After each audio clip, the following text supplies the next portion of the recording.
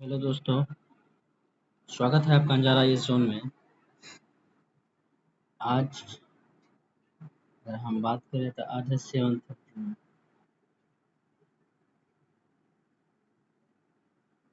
2026। 2026 का newspaper analysis करेंगे। आज बहुत ही इम्पोर्टेंट है ना, दिए गए हैं। एडिटोरियल आज बहुत बेहतर शब्द हैं। आइए जरा देखते हैं। निबंध के दृष्टिकोण से सबसे पहले हम लोग देखते हैं और ऐसे के दृष्टिकोण से ऊर्जा दिया है। चिंतन दृष्टि दिया है।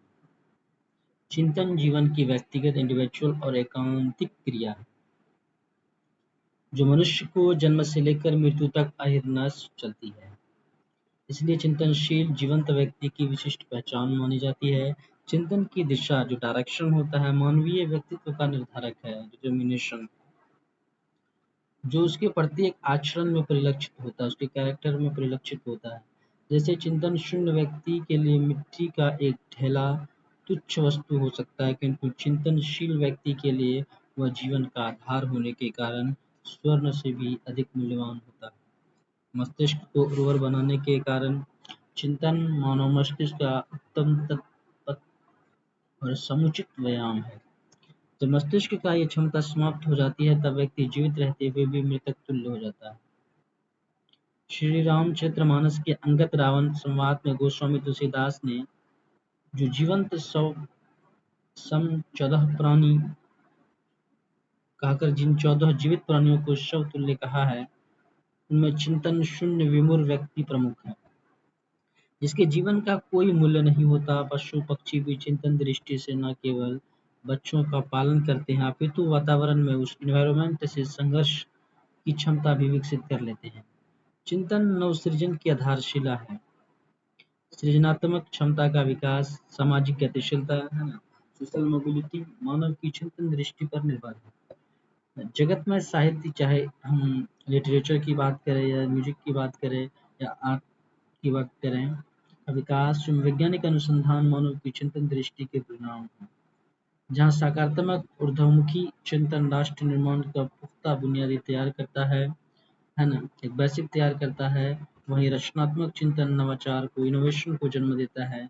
जब आत्मविद सर्वभूतेषु के पवित्र भाव से उत्कृष्ट चिंतन उत्पन्न होता है, तब चिंतन दृष्टि विस्तार पाकर सर्वमंगलम की ओर कदम बढ़ाती है।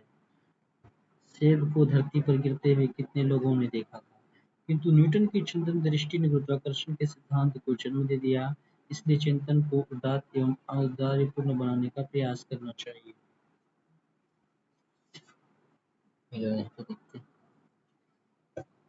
आज हम बात करें इस IPL 2026 की जो जो सुपरस्टार बिहार के लिए है ना, स्टेट की दृष्टि से देखें, अगर आप भारतीय दृष्टिकोण से भी देखें तो इसका T20 में सिलेक्शन हुआ है। T20 जो होने वाला है उसमें से है ना, वैभव सूर्यवंशी का है ना, इसमें टीम में शामिल किया गया है। इसमें तो श्रेयस अय्यर को न्यू कैप्टन बनाया गया। जरा देखते हैं। 15 साल के वैभव से चमकी भारतीय टीम की जीत। वैभव सूर्यवंशी के पिताजी हैं। ये भी खेल पेज पे देखेंगे, स्पोर्ट्स की दृष्टिकोण से वहाँ पे देखेंगे। अमेरिकी संसद में यूएसए में H1 वीजा की अगर हम बात करें, H1 वीजा की अगर हम बात करें, बहुत ही पहले से ये मतलब न्यूज में है। ग्रीन कार्ड का रास्ता बंद करने वाला बिल पेश हुआ है। देखते हैं कि अमेरिका में रिपब्लिकन पार्टी को एक कट्टरपंथी सांसद ने H1 वीजा कार्यक्रम में व्यापक बदलाव लाने के लिए एक विधेयक को मसौदा संसद में पेश किया है। इसमें H1 वीजा को अमेरिका में अस्थायी निवास, जो ग्रीन कार्ड है, प्राप्त करने के रास्ते के रूप में इस्तेमाल करने की व्यवस्था समाप्त करने का प्रस्ताव रखा गया। यदि यह विधेयक अमेरिका की संसद से पारित हो जाता है तो इसमें लाखों भारतीय पेशेवरों की परेशानी बढ़ सकती है। टेक्सास से रिपब्लिकन सांसद चिप रॉय ने गुरुवार को American white collar workers job act पेश किया। इस विधेयक में वैकल्पिक जो ऑप्शनल व्यवहारिक प्रशिक्षण कार्यक्रम को भी समाप्त करने का प्रस्ताव रखा है। ये कार्यक्रम विदेशी छात्रों की पढ़ाई पूरी करने के बाद सीमित अवधि तक अमेरिका में काम करने की अनुमति देता है। रॉय ने कहा कि लगभग 40 वर्षों के इतिहास में H1 वीजा का दुरुपयोग ही हुआ है। इसके जरिए नियोक्ताओं ने अमेरिकी स्टेम विज्ञान, प्रौद्योगिकी, इंजीनियरिंग और गणित कर्मचारी को दरकिनार कर सस्ते विदेशी श्रमिकों को प्राथमिकता दी है, जबकि छंटनी और कम वेतन के कर्मचारियों को कमी के नाम पर छिपाया गया है। अब समय आ गया है कि इस लॉटरी आधारित व्यवस्था को भी समाप्त कर ऐसी प्रणाली लाई जाए जो योग्यता को प्राथमिकता दे, वास्तविक वेतन मानकों को लागू करे और अमेरिकी व्हाइट कॉलर दफ्तरों में काम करने वाले कर्मचारियों पर पहले स्थान रखें।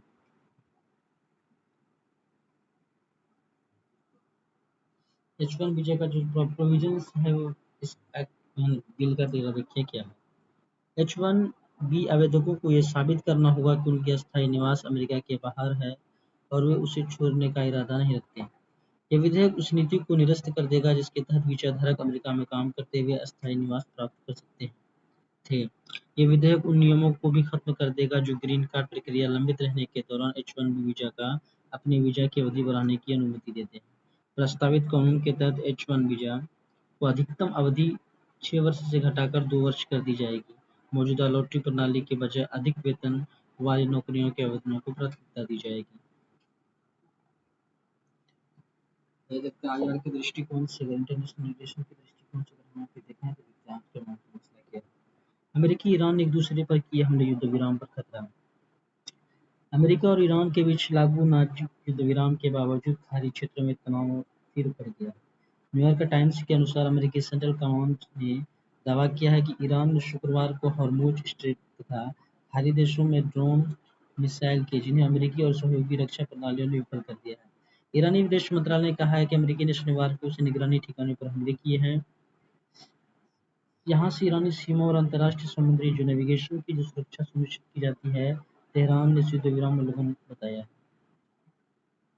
तो फिर वही बार-बार आ रहा है ईरान वर्सेस यूएसए है ना, ये यूरेनियम को लेकर बार-बार इस तरह की बातें बार-बार चल रही है। हाँ। 19 वर्षीय मीरा अल्दोवा ने जीता पहला ग्रैंड स्लैम खिताब। रूस की 19 वर्षीय मीरा अल्दोवा ने शनिवार को फ्रेंच ओपन महिला सिंगल्स खिताब जीतकर इतिहास रच दिया। 19 वर्षीय है। कितना वर्ष की है? 19 वर्ष की। देश का है? रशिया का देश है। अगर यूपीएससी की बात करें 2 बार फ्रेंच ओपन से सवाल पूछे गए हैं। तो अभी क्योंकि जुलाई में परीक्षा होने वाला है बीपीएससी का 72 प्रीलिम्स का, तो वहाँ से देखिएगा आप ये सवाल मिल सकते हैं आपको 72 बीपीएससी में, है ना, प्रीलिम्स में वहाँ से मिल सकते हैं। तो कहाँ की है? रशिया की है। मारी आर्दवा नाम है इसका, है ना। फर्स्ट ग्रैंड स्लैम जीते और रशिया की। जानिए यूपीआई। यूपीआई के बारे में यूपीएससी में भी इस बार सवाल थे, यूपीआई के बारे में बार-बार सवाल पूछे गए हैं। उसको डिटेल से देखते हैं। UPI unified payment interface. हाँ। जानिए यूपीआई के जरिए पीएफ खाते से कितनी निकासी संभव है।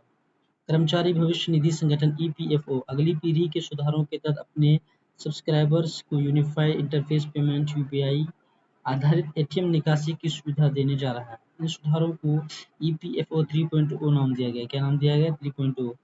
आइए जानते हैं कि सुविधा कब शुरू होगी और जानिए सब्सक्राइबर के बारे में। 28 लाख करोड़ की संपत्ति प्रबंधन कर रहे हैं ईपीएफ इस समय। 1.29 करोड़ कर्मचारी जुड़े हैं पेरोल से।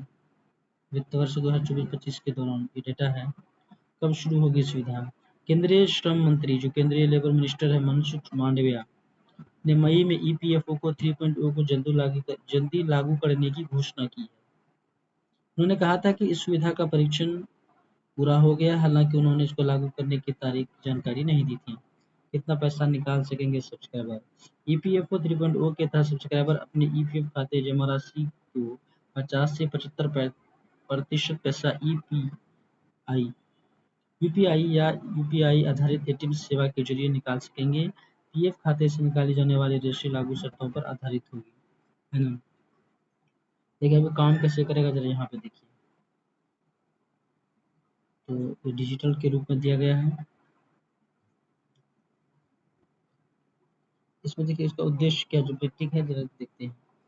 ईपीएफओ का सदस्य उमंग ऐप पर एक नए व मौजूदा यूनिवर्सल अकाउंट नंबर यूएन को एक्टिव करने के लिए फेस ऑथेंटिफिकेशन टेक्नोलॉजी का इस्तेमाल कर सकेंगे, है ना। इस तरह का ये यहाँ पे टेक्नोलॉजी का इस्तेमाल किया गया है। तो आप यूपीआई के दृष्टिकोण से और जीएस पेपर 3 के दृष्टिकोण से भी यहाँ देखिए ये बहुत इम्पोर्टेंट है। 2-3 वर्षों में यूरोप को $20 अरब तक कर सकता है भारत का टेक्सटाइल एक्सपोर्ट। अगर टेक्सटाइल एक्सपोर्ट की अगर हम बात करें यहाँ पर, टेक्सटाइल एक्सपोर्ट की अगर हम देखें तो कितने भारत की जीडीपी में कितना योगदान हिस्सेदारी यहाँ पे दिया है। यूरोपियन यूनियन ईयू के साथ व्यापार समझौते जो एग्रीमेंट हुआ है, अमल शुरू होते ही भारत सिर्फ टेक्सटाइल सेक्टर में अपने निर्यात को कम से कम $20 अरब तक बढ़ा सकता है। $20 तक बढ़ा सकता है। कितने डॉलर तक? $20 तक बढ़ा सकता है। टेक्सटाइल सेक्टर को apparel yarn, home textile, fabric fibre जैसे उत्पाद शामिल हैं। निर्यातकों के मुताबिक सबसे अधिक मौका अपैरल सेक्टर को मिलने वाला है। तैयारी शुरू कर दी गई है। यूरोप के 27 देशों ने वर्ष 2025 में $296 अरब के टेक्सटाइल को आयात किया है। कितना इंपोर्ट किया है? 296। इनमें अपैरल का आयात $212.62 अरब का रहा है। इस 296 अरब डॉलर में इंपोर्ट की अगर हम बात करें, भारत की हिस्सेदारी सिर्फ 9.84 अरब डॉलर रही। भारत व ईयू के बीच व्यापार एग्रीमेंट, ट्रेड एग्रीमेंट के बीच भी सहमति हो चुकी है, जिस पर अगले साल के आरंभ से अमल शुरू होने की उम्मीद है। व्यापार एग्रीमेंट पर अमल के बाद भारत के टेक्सटाइल उत्पाद यूरोप के देशों में बिना शुल्क निर्यात होंगे, एक्सपोर्ट होंगे। इससे उन देशों में से भारतीय टेक्सटाइल आइटम की बिक्री बढ़ेगी। देखिए यूरोपियन यूनियन के टेक्सटाइल इंपोर्ट में हिस्सेदारी सबसे ज़्यादा देखिए किसका है, जो इंपोर्ट करता है सबसे ज़्यादा हिस्सेदारी किसका है। अगर बात करें चाइना की, तो चाइना 53%, उसके बाद है बांग्लादेश, फिर जर्मनी, फिर टर्की, फिर इटली, फिर स्पेन, नीदरलैंड। भारत देखिए 9.84 अरब डॉलर करता है। चाइना कितना 53 है।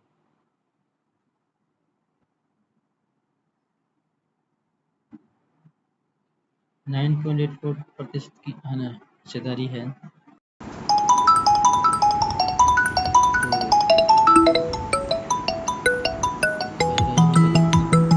T20 क्रिकेट में श्रेयस की शुरुआत होगी। यहाँ पे विश्व विजेता कप्तान सूर्यकुमार की जगह अय्यर बनेंगे T20 के नए कप्तान। तो यहाँ पे दिया गया है स्पोर्ट के दृष्टिकोण से, जिसको देखना है आप देख सकते हैं। नॉर्वे शतरंज का खिताब है ना प्रज्ञानंदन जी जीते हैं, जिसकी अगर हम बात करें यहाँ पे तो। और ये देखिए यहाँ पे मिडिल ईस्ट में ये ईरान है, इराक, यहाँ पर ये इस तरह से हमें चल। मिलते हैं नेक्स्ट वीडियो में, देख के